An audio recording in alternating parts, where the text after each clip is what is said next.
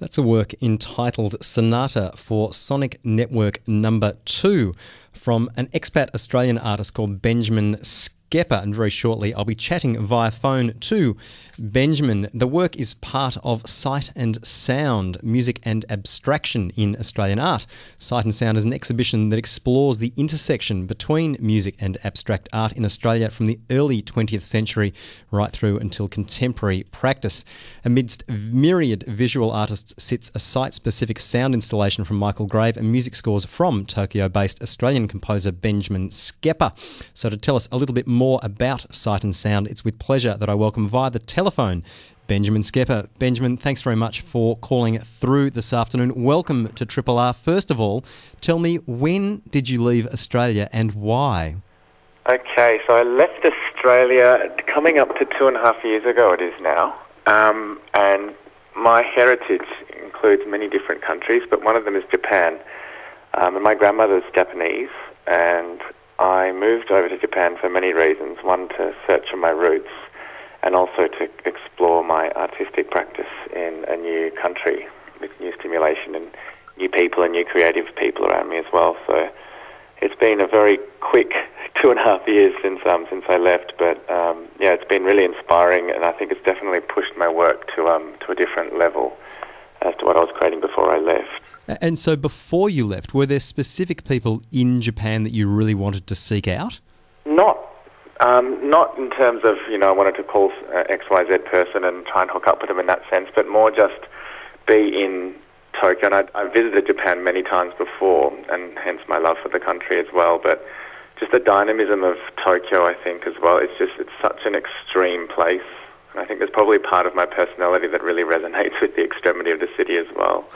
I think the very traditional and very, I guess, what we call in the West Zen element of the city, and then, the state-of-the-art, crazy, electronic, digital vibe that goes on there as well. It's very extreme, so it gives you lots to contemplate and lots to feel, and that is definitely influencing my work.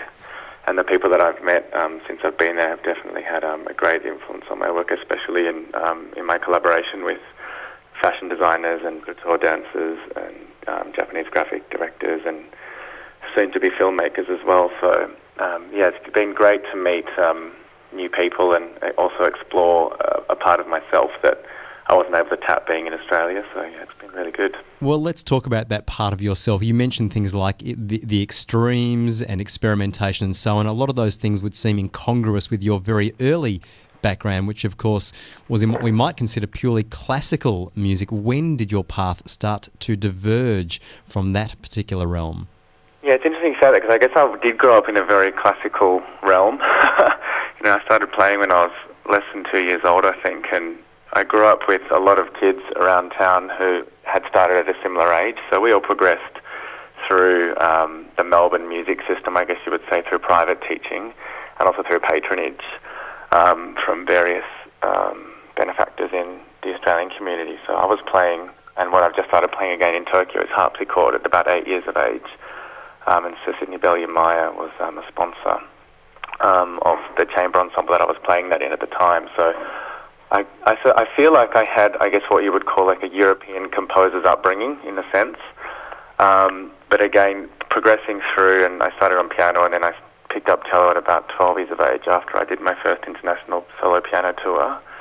And I continued with the cello until I was about 18, I think it was, and I loved orchestral playing and chamber orchestral playing and solo playing as well, but there was a part of me that realised that wasn't going to be my life path, if that makes sense. So I took a break from music after realising all of this, and decided I didn't want to go and study off at the Con or at Melbourne University.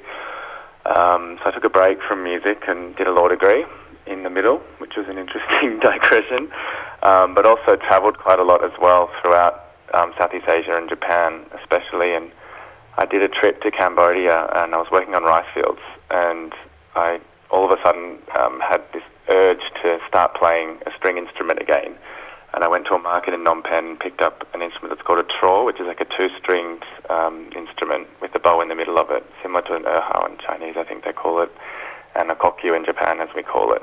And that was really my inroads back into playing music again, which was really interesting. Sitting in rice fields playing this instrument, I had no idea what it really was. But I brought that back to Melbourne and got back into my cello again and met some kids in the local hip-hop scene, especially the Curse of Dialect boys. They inspired me as well, and we did some recording together. And it was a really vibrant time for me as well, because I'd come out of this very classical perspective, and having been through electronic journeys as well, through going to outdoor trance festivals and indoor techno parties, and a lot was what was happening in the mid to late 90s in Melbourne. It really changed my perspective of music. But I think what's really happened to my music now is, having had experience in noise and experimental through Ublinga and Zona through Brendan Palmer and a few other collectives. I think what's really happened now is, having had all this classical training and then digressed into less classical genres of music.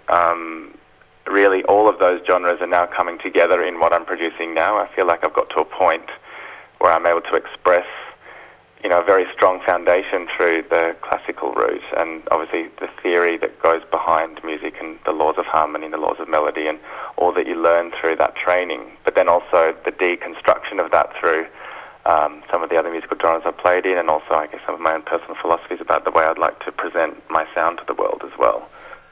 And do you think sometimes, and some of the people you reference in your biography, for example, people like J.S. Bach or Debussy or Saint-Saëns, some of these people, do you think sometimes we forget that what they were actually writing back in the day was actually then new music anyway, that they weren't actually trying to write old-fashioned music, No, they were exploring new things? That you square that off, because I think those writers, especially, are quite heavily influenced by the Impressionist period, and we often talk about the classical music education as being classical, but it really starts with medieval and Baroque, and then to classical, then to Romantic, and then to Impressionist, and then to contemporary.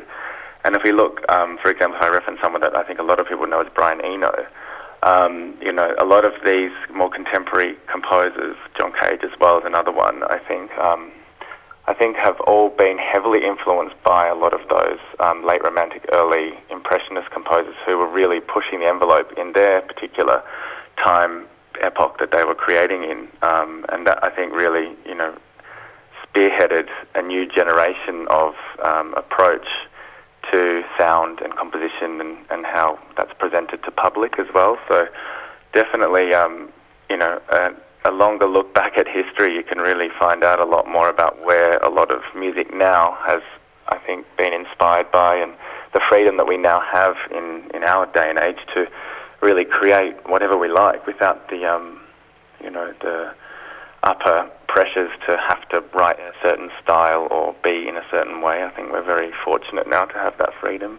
But also at the same time, I think there comes a lot of responsibility with that, because there's a lot of different styles of music and sounds around, and I think for me, the way I like to create is to really have a mindful approach to how that might be affecting my listener as well. I think that's really important, because music is very powerful, and it's very subliminal as well, and I don't think we're all aware of how powerful that is in the current age that we're living in as well.